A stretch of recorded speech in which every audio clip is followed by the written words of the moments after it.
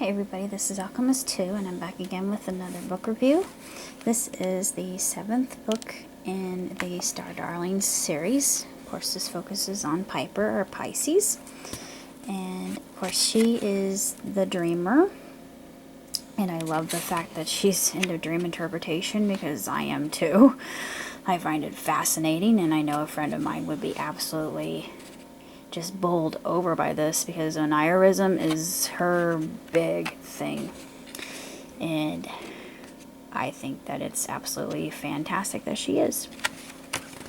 And she's sent to, let me show you the picture in the back when she goes to Wish World, the outfit that she chooses. And there she is, just lolling about. I love her. She's just such a gentle starling, and she's very intuitive and very tender, but she also has a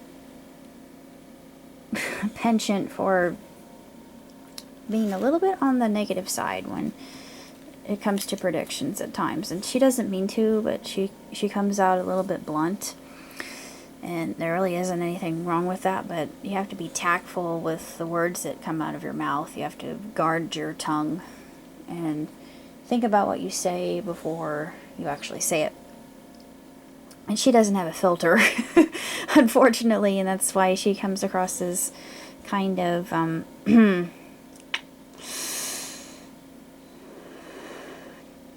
caustic in her words, even though it's not her prerogative to do so.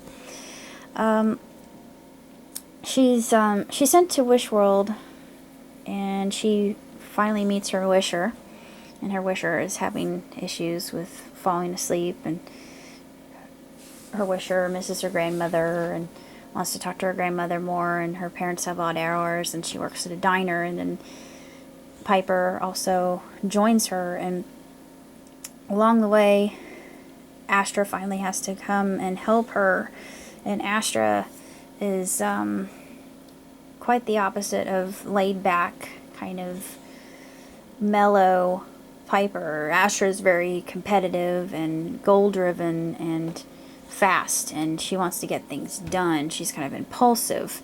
And Piper's more, no, just relax and be chill about this. Just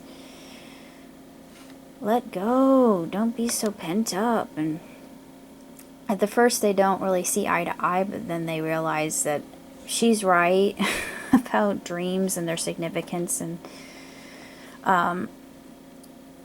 the ending is actually very satisfactory for her and her wisher and everybody else is involved, as it's successful. But on the return to Starland, they realize something's not quite right, and there are a lot of mysteries that are circulating, and none of them knows why. It's just a big conundrum that they all have to solve together. And Astra wants to get to the bottom of it in the next book. I just started reading a little bit of it. It segues very beautifully, and it's just seamless. And just these writers, they're really phenomenal, and this whole series has been just a whole entire delight, and I've relished every minute of it, and I adore it. And I'm looking forward to Astra's mixed up mission. You know, Piper's Perfect Dream is another good one as well, and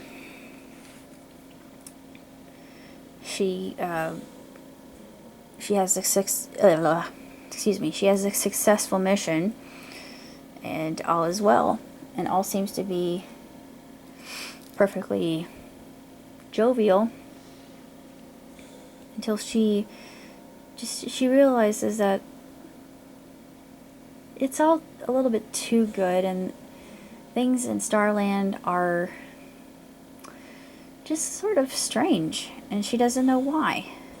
So it's the lady or the tiger at the end. It leaves it up in the air, and you think, wonder where they're going with this.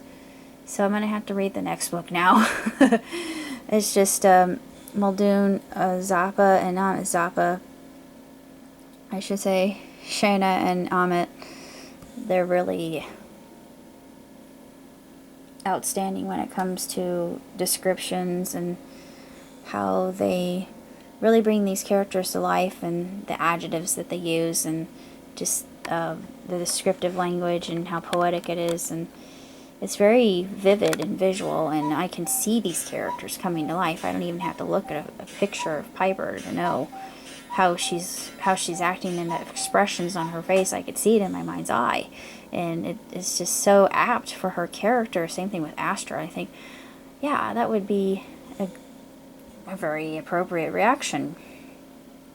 But from this, I'm learning how to write, and my descriptions are very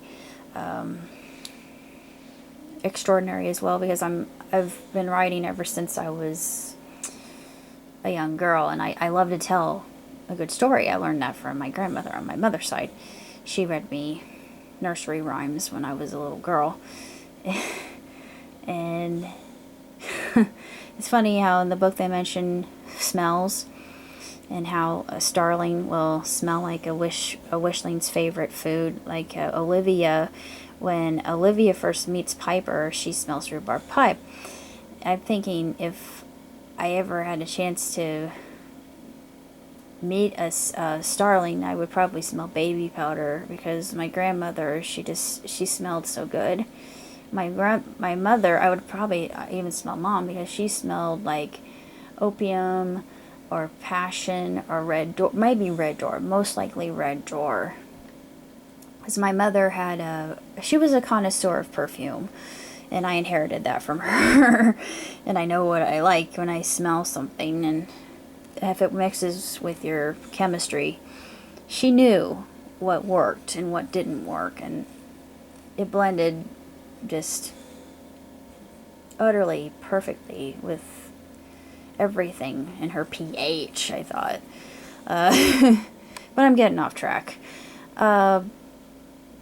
Anyways, book 7, it was really just stellar, to say the least, and astronomically done, as all the Starling books have been, and they're totally my cup of tea, and I'm hoping to read the next 3. I know that the last one will be about Adora. I don't know if they're going to write any other ones after Adora, because Adora would be the last of the darlings that they write about, but we'll just have to wait and see. It's a very lucrative franchise, so they would be foolish to quit writing at book number 12. But you know, if I were in charge, that's what I would do, just because I believe in the power of merchandising.